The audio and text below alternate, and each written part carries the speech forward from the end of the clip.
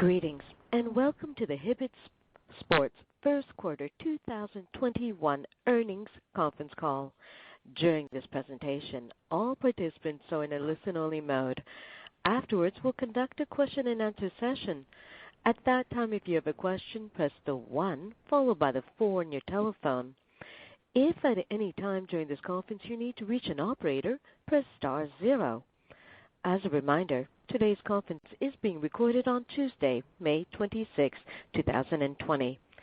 It's my pleasure to turn the conference over to Jason Fruchtel, Director of Finance and Investor Relations. Please go ahead, sir. Good morning. Thank you for joining Hibbett Sports to review the company's financial and operating results for the first quarter of fiscal year 2021, which ended on May 2, 2020.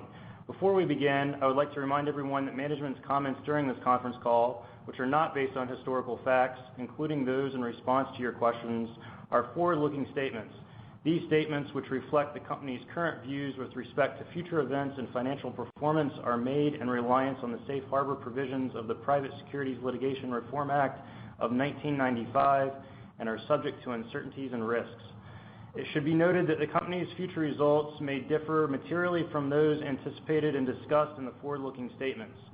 Some of the factors that could cause or contribute to such differences have been described in the news release issued this morning, the company's annual report on Form 10-K, and in other filings with the Securities and Exchange Commission. We refer you to those sources for more information. Lastly, I would like to point out that management's remarks during this conference call are based on information and understandings believed accurate as of today's date, May 26, 2020. Because of the time-sensitive nature of this information, it is the policy of Hibbett Sports to limit the archived replay of this conference call webcast to a period of 30 days.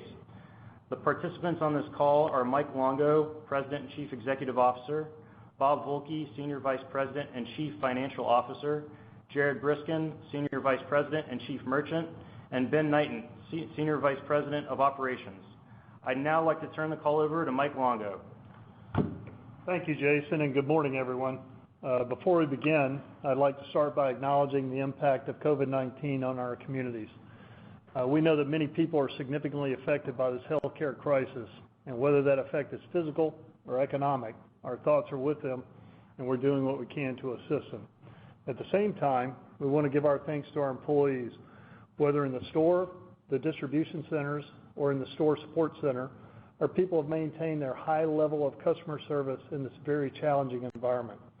The team came together, worked through the problems, and delivered what we believe are very good results given the situation. Our focus for the quarter centered on the results in 5 key areas: safety, stores, sales, inventory, and cash.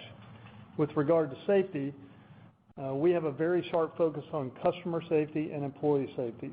Because of our efforts, we have store associates who are happy to return to work and serve our customers, and at the same time, customers who are happy to shop in our stores as well as on our digital platform.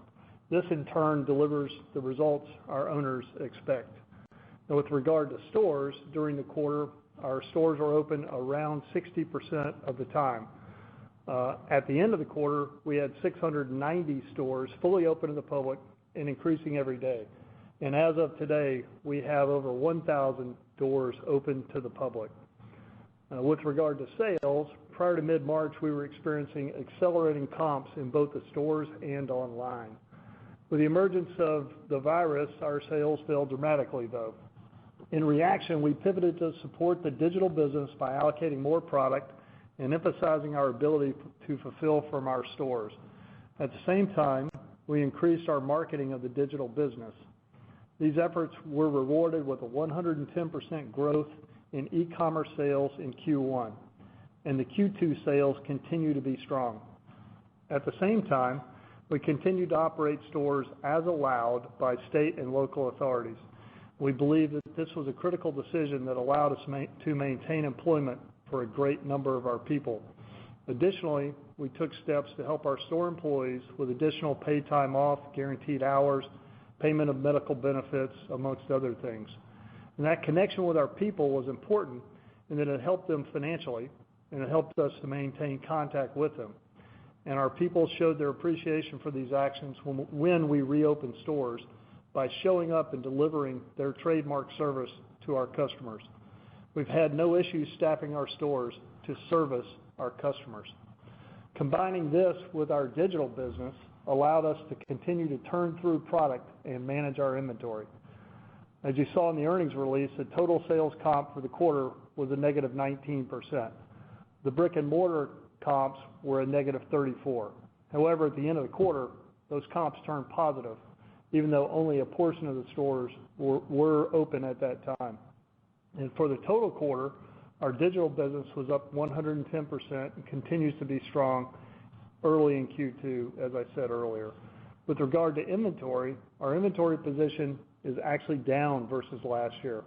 And this was a result of maintaining sales and the intense management of the inventory flow by our merchant team, working closely with our vendor partners. Jared will outline some of those actions in greater detail in a moment. And finally, our focus on cash also paid off. During the quarter, we used approximately $10 million in cash compared to the end of the year. And to give you a little more detail about cash and some of the other results, I'll be followed by Bob Volke. And as mentioned, Bob is our new Chief Financial Officer. His first day on the job was in the middle of the crisis, so he has a pretty unique perspective on how all this played out. Bob, welcome to the team. If you will, give everyone a quick bio on yourself before you begin. Thanks, Mike, and good morning, everyone. As a new member of the Hibbett Sports Management team, here's a little bit on my background. After graduating from Indiana University with an accounting degree, I joined the public accounting firm of Arthur Andersen in Milwaukee, Wisconsin. I then held various accounting management roles over a 15-plus year period in the manufacturing, technology, and publishing industries. I've spent the last 13 years in positions of increasing leadership responsibility within the retail sector, including 11 years at Tractor Supply, a Fortune 500 company in Nashville, Tennessee, where I rose to the level of Vice President Controller, and most recently at Fleet Farm in Appleton, Wisconsin, a private equity-backed retailer where I was the corporate controller and interim CFO. My first 6 weeks here at Hibbett have certainly been interesting, but I've been impressed by the way this organization has responded to the challenges presented by the COVID-19 pandemic, and I'm even more excited about the future of the organization. Now we'll turn our attention to the first quarter results. As a reminder, we treat City Gear as an extension of the Hibbett business, and the results will be reported on a combined basis. Also, City Gear is included in our consolidated comp sales figures as we now have owned the City Gear business for more than 1 year. For the first quarter, total net sales declined 21.4% to $269.8 million, and overall comp sales declined 19.5% compared to last year's first quarter increase of 5.1%, despite the fact that our store population only operated for about 60% of the available days during the quarter.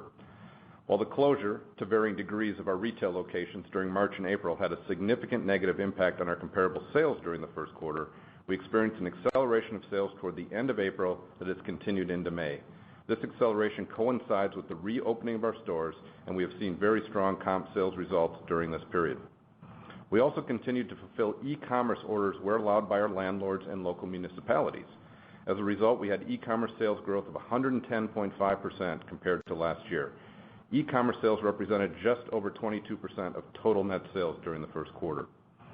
Our GAAP gross margin declined approximately 700 basis points compared to the prior year, primarily attributable to the larger representation of lower margin e-commerce sales during the quarter. The gross margin was also impacted by a $5.1 million increase in our lower of cost or market inventory reserve as a percentage of the aged inventory increased due to the COVID-19 related store closures.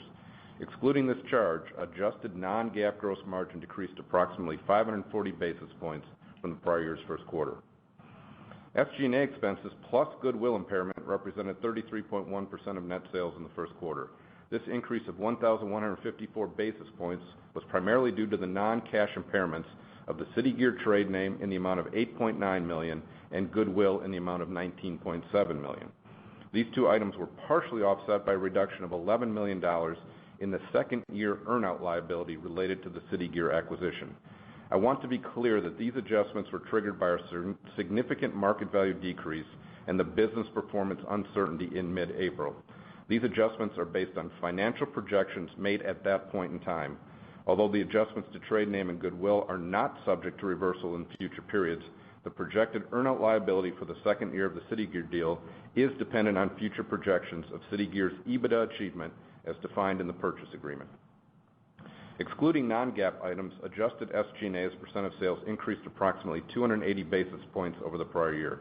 This increase resulted mainly from incremental e-commerce expenses as we drove more customers to our website during the second half of the quarter. Depreciation and amortization declined approximately $350,000 due to the store closures in fiscal 2020 as part of the company's strategic alignment plan. The income tax rate for the quarter was 31.2% compared to last year's rate of 25.3%. On a GAAP basis, Hibbett generated a $22.1 million operating loss, which compares to last year's operating income of $37.3 million. Excluding all non-GAAP adjustments for the quarter, adjusted operating income was $7.8 million or 2.9% of sales. GAAP loss per share was 92 cents. Excluding the impact of the non-GAAP items, adjusted diluted earnings per share was 31 cents. Let's turn to the balance sheet. The company ended the quarter with $106.2 million in cash versus $66.1 million at the end of fiscal 2020 and $117 million at the end of our fiscal first quarter a year ago.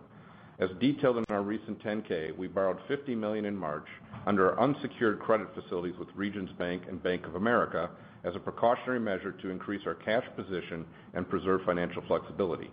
We continue to have $50 million outstanding under our new secured credit facility with Regions Bank that has a maturity date of April 19, 2021. To reiterate a comment Mike made earlier, our net cash burn during the quarter, net of the debt previously discussed, was about $10 million.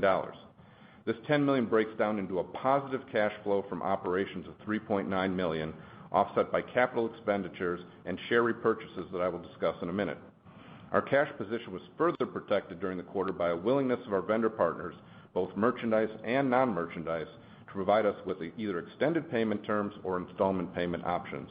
As of this week, we are once again substantially current with amounts owed to our merchandise and non-merchandise vendors. With the cash we have on hand today, a majority of our stores open to the public, and increased momentum in sales over the past month, we feel our current liquidity position is strong. Inventory declined 2.6% from last year's fiscal first quarter. We were able to manage our inventory well during this difficult environment as our aged inventory, defined as more than 6 months past the date of receipt, was 21.9% at the end of the quarter. This is up from 16.8% at the end of the fourth quarter of fiscal 2020 and compares to 20.5% in the same quarter 1 year ago.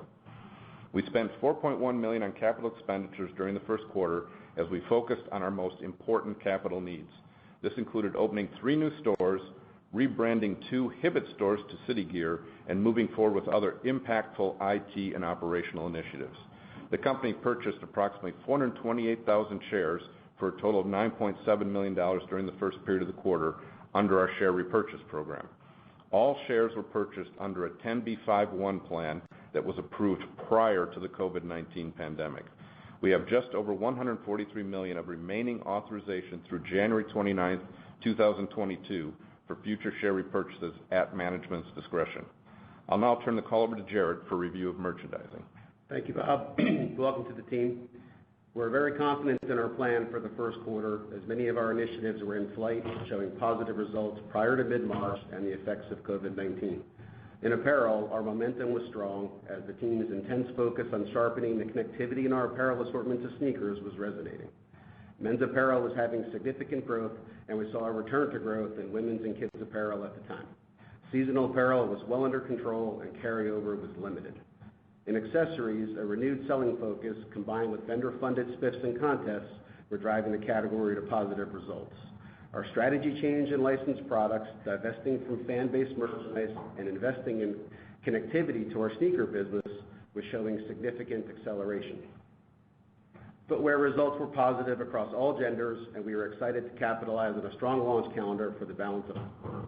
Women's footwear was a key investment area for us and was performing exceptionally well.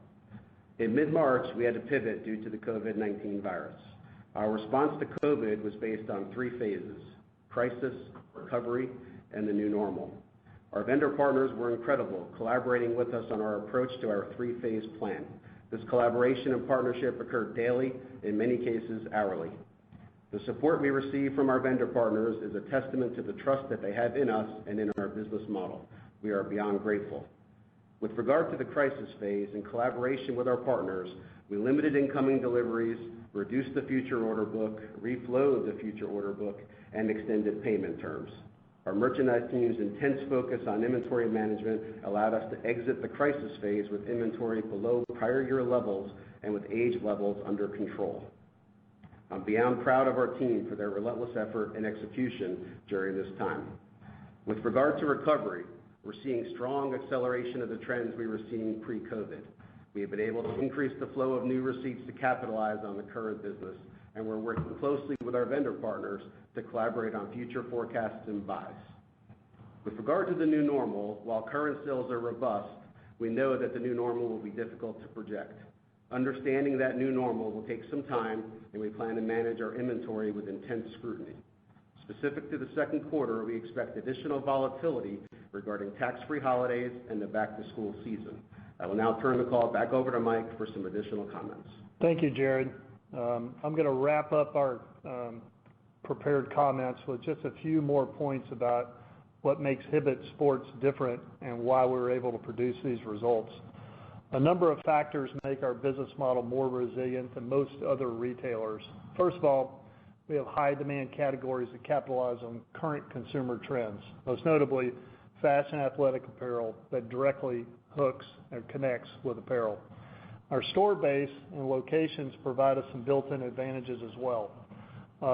And of those factors, probably at the top of the list is we have a limited exposure to malls. At the same time, we are a small box retailer, which means we just have fewer people in a store at any given time. Furthermore, we have limited exposure to the largest metropolitan areas in the country, which, as you know, have been the hardest hit in the last 2 months. And we expect that those factors mean less risk to both our consumers and our employees. Another advantage we have is our best-in-class digital platform that's producing fantastic results. As you've heard us say before, we believe that no one has a digital platform that compares to Hibbett's. And as important as the platform is more important that it seamlessly integrates with our nearly 1,100 stores in 35 states. This allows us to provide BOPUS, ROPUS, buy online, ship to store, and in many cases, same-day delivery access to our consumers across the country. And I'd like to brag about my team for just a moment. Within 6 hours of making the decision to implement curbside pickup, we had the solution in place, and the stores were executing the program under Ben's leadership. And finally, operationally, we stayed in business throughout this crisis. To remind you, we remained open in every community where it was deemed prudent by local government. That, along with our emphasis on fulfilling online orders in the stores, gave us a non-stop connection with our employees and our customers. And we're seeing the clear advantage of that decision now. So in conclusion, we're being rewarded for these efforts when we reopen stores. We are fully staffed. The consumers are excited to shop in our stores, and the sales are very robust. The digital business continues to comp up significantly as we take and keep share. And our inventory is in a good spot, and our cash position is nearly back to levels equivalent to the end of the year. So, operator, we are now ready for questions. Thank you, sir. We'll now begin the question and answer session. If you would like to register for a question, press the 1 followed by the 4 on your touchtone phone. You'll hear a 3-tone prompt to acknowledge your request. If your question has been answered and you'd like to withdraw your registration, press the 1 followed by the 3. One moment, please, for the first question. Our first question comes from the line of Peter Benedict with Baird. Please proceed. Oh, hey guys, thanks for taking the question. I guess first, just wondering if you'd be willing to give any more detail on maybe how the months progressed in 1Q from a comp perspective and color on kind of digital versus stores, and then certainly just where we are May to date. Understanding you guys aren't going to give any guidance go forward, but just any more color on just how robust kind of May is running. That would be my first question, and then I'll ask a follow-up. Yeah, Peter, it's Jared. Good morning. Without a lot of details, I think our commentary is pretty clear. Through mid-March, we were on a nice run and felt really strong about our business. Then certainly the virus hit, which obviously negatively affected sales. From a brick and mortar perspective, we did see the significant ramp on e-commerce, and then as we got to the latter part of April, and things started to really move forward in a fast direction. Without giving any specifics around May, the word we've used a few times, the sales are robust. I think where we're being cautious is we don't know how long that this will last. So we feel great about where we are today. We're going to do everything possible to capitalize on it, but we do have some things as we progress through the quarter that we are pausing for some concern. Okay, thanks, Jared. I guess my next question or my follow-up would be with respect to the customer database. I mean, you mentioned that 40% of your, I guess, e-commerce customers in the first quarter were new to the database. Can you remind us maybe how you're measuring that? I guess your rewards program, how many members you've got, how fast that's been growing, or percentage of sales, and just curious how that 40% new in the first quarter compared to maybe what you saw across 2019. Yeah, I think we've been picking up new customers, throughout 2019, and then certainly since our introduction of e-commerce, we've certainly picked up new customers, both from an e-commerce perspective, and then our integration to the stores have allowed us to also pick up new customers at the stores. The increase that we saw during the quarter was very significant. I think it was attributable to a few things. First of all, the e-commerce team specifically looked at the opportunity and executed towards it. We did not reduce our marketing spend, which allowed us to continue to communicate to customers. And then we had some flow of inventory that we continued to look at and made available for sale from an e-commerce perspective. The vast majority of our stores were able to pick, pack, and ship. So the improvements we've made from an e-commerce perspective allowed us to have more inventory available to sell. A lot of it was high demand product and allowed us to capitalize on new customers. Okay, that's helpful. Do you have a number for how many MVP Rewards members you have, maybe what percentage of sales they represent for you guys? Yeah, the percent of sales is in the mid-60s. That's right. So, I mean, we're definitely seeing some nice growth. Okay. All right, thanks, guys. Thank you. Thank you for your question.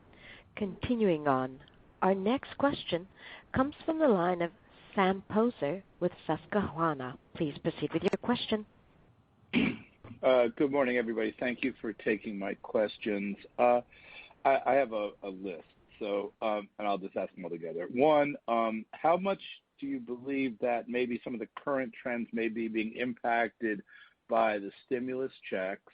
Number two, how should we think, given stores are now all reopened, how should we think about SG&A in the second quarter? I understand you're not guiding, but will help there would help. And then what is sort of an optimum amount of aged inventory that you would, sort of a longer term target of aged inventory down the road? Thanks. Thank you, Sam. This is Mike. I'll handle the first one of those. The stimulus checks and other things to include unemployment compensation, et cetera, are for sure impacting the consumers. There is some pent-up demand as well. There are some changes to the competitive landscape, some of which are temporary, some of which will be permanent or semi-permanent. And so it's hard to dissect of those which is which and which is most important. That's why we're being very careful to use terms like robust instead of giving actual numbers. The May is, as we said, we're experiencing a very good result with those stores opening, which will then lead into your next part of the question. So now that we have substantially all the stores open, what will Q2 look like? I think I'll just lean on what Jared referred to earlier. And the reason that we're not being terribly specific is just because the timing on back to school's going to change. And, historically in the southern half of the United States, it was a earlier go back to school, and the northern half a later. We may see that change, but no one's ready to handicap that just yet. And then, Jared, I think there was a question about aged inventory. Yeah, I think optimally.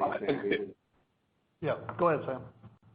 No, the question I asked regarding now that the stores are open was about the SG&A, and really about sort of more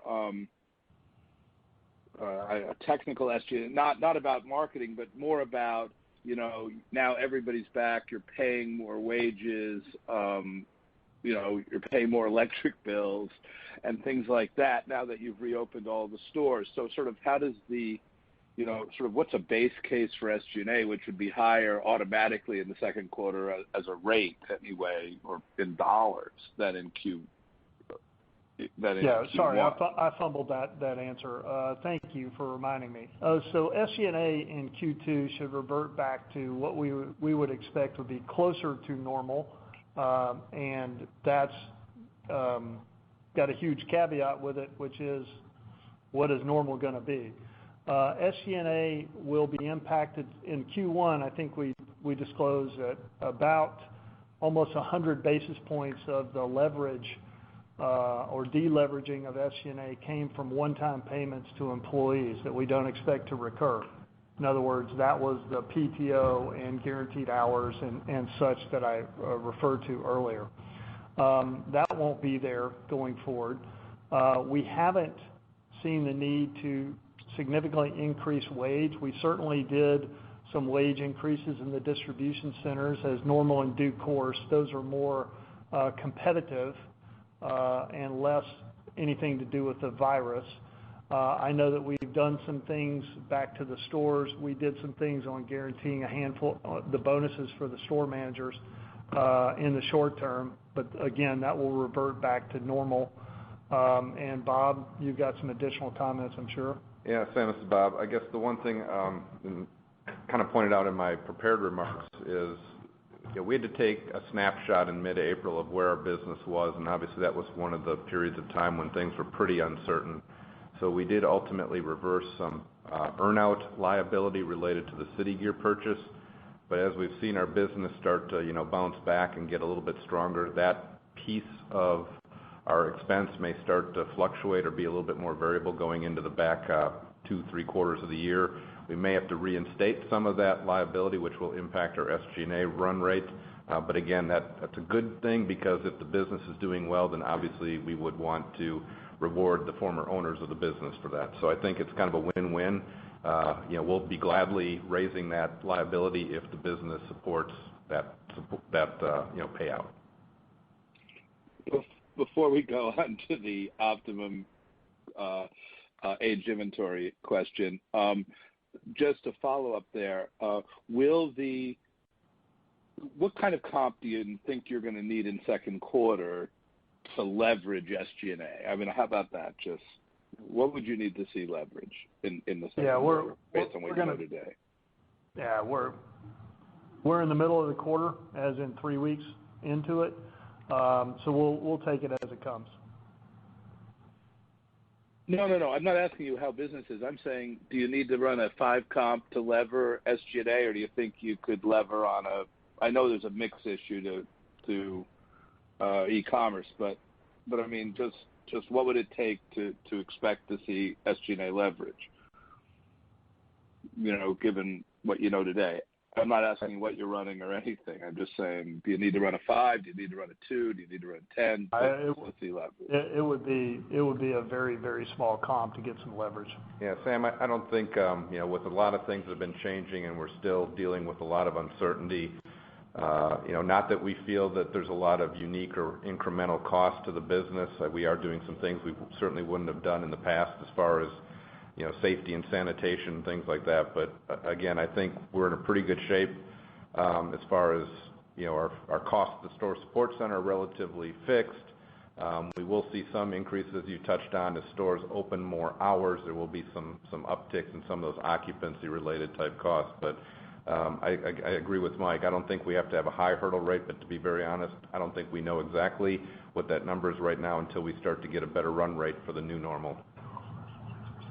Thank you. All right, Jared? Yes, Sam, I'll chime in on the optimal age. So obviously we've been reducing our age pretty consistently for the last few years. Our goal is to get to the upper end of mid-teens. If we can operate in the mid to high teens, we feel like that's an acceptable number for us. And it was just thrown a little bit off in Q1 because of the crisis. Yeah, and it ebbs and flows by quarter, obviously depending on which buckets of inventory move into that 6 month or older.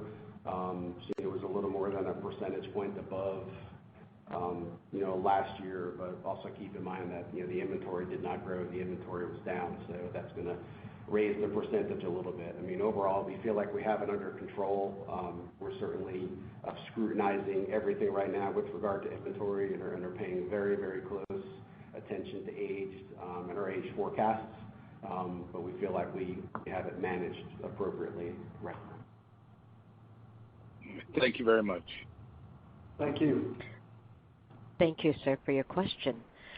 Our next question comes from the line of Alex Perry with Bank of America. Please proceed with your question. Hi, thanks for taking my question, and hope everyone is well. Just first, for the stores that were closed and then reopened, can you talk through the traffic trends you're seeing there with some of the robust commentary? Like, are you seeing positive customer traffic in those stores? This is Mike. Yes, we are seeing positive traffic and on both the online site and in the stores that are reopened.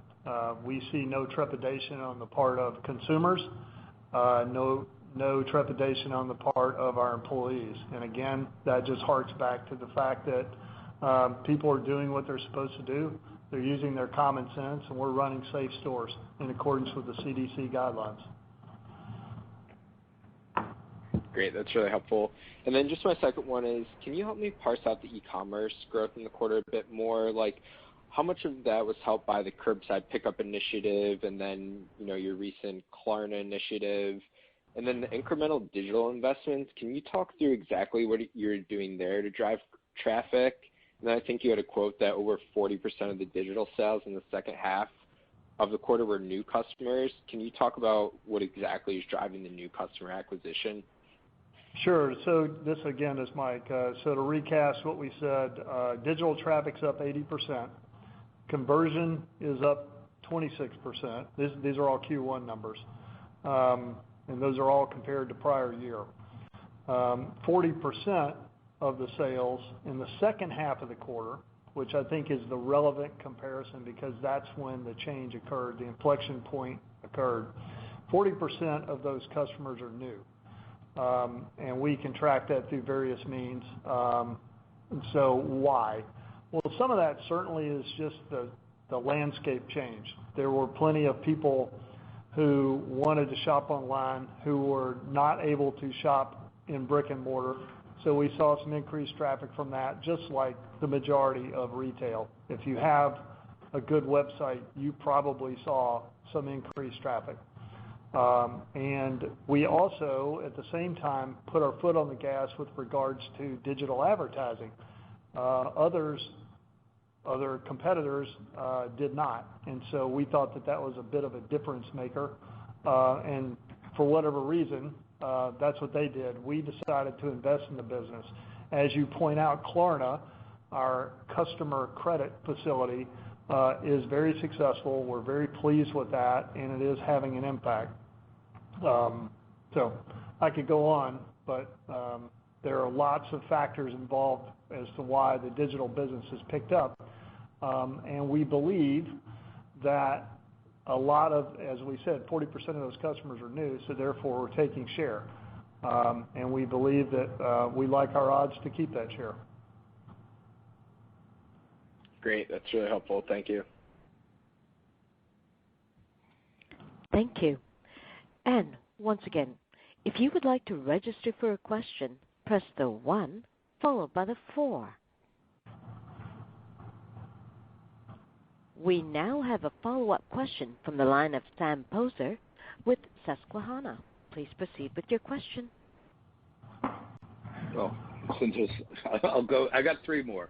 One, can you talk about cash versus credit in the stores? Are you taking cash? Are you handling that through separate registers through your safety policies and so on? I know you have a large cash debit customer. Number 2, in working with the major brands, as far as product allocations go, going forward, and Jared, maybe some shifts of, how some of the major guys are shifting some of their launches. And 3, have you gotten rent concessions from your landlords? Are you paying? I mean, how are you? I guess how is the rent payments working out, and or is everything current there? Can you give us some color on sort of the leases and status there as well? Ben, why don't you take the cash question in store? Yeah, Sam, this is Ben Knighton. Real quick, obviously we run a pretty heavy cash business. Our consumers obviously expect the ability to pay in cash, and we continue to take cash. We have introduced a couple of things though to during the virus to obviously help keep both our team members and our customers safe. That included essentially going to touchless pay with Apple and Google. So we've implemented that ability now in stores. We also turned on the ability with a chip embedded credit transaction not to require signature. So we're doing things like that to try to mitigate obviously any risk. Thank you. Jared, do you want to? Thank you. Yeah, and I can comment on launches. I mean, I think as you know, I mean the launch calendar was fluid prior to this, with a lot of movement anyway. So certainly there have been some shifts. I mean, our visibility is what's in the plan. We're very, very confident in. Do we believe there'll be some shifts? Yes. And those are things, again, it's not abnormal to see shifts in the launch calendar. But what we know today, again, we feel very confident in. But we'll manage the shifts as we get the information. Okay. I guess this is Bob. I'll take the third question on rent.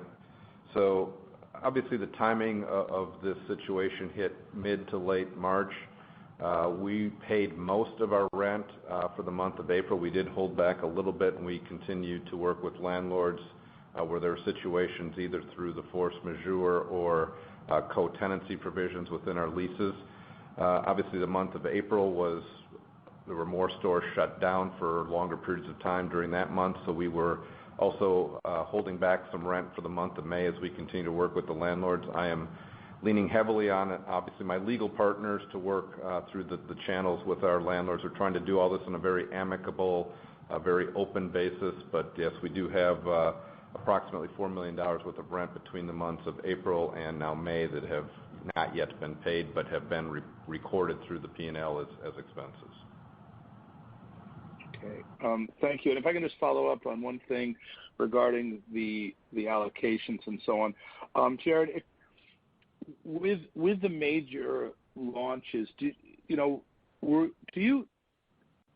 are the big guys willing to support the e-commerce site at a larger rate now? Or, I mean, one of the things that I thought was if you have a big launch shoe and you end up putting a lot more online, that could make it look overloaded rather than spreading it through the stores. So given that there's been so much more attention to digital, are Nike and Adidas, I guess, changing the way they think about allocating product to you based on where it's going to sell? Yeah, I think, Sam, we're all trying to figure out what the new normal is at this point. Certainly, we're still executing launches at our stores and have a significantly detailed plan around how we do that. So I think that there's still plenty of opportunity. I think as we initially in the crisis, Certainly, we did pivot to more digital, again, in collaboration with our vendors. I think we all have a lot to learn right now with regard to ensuring that we can keep people safe and that we can execute launches appropriately. But there has not been conversation that we've had with specifics around can or can't do. It's all a collaborative effort as we go forward and learn.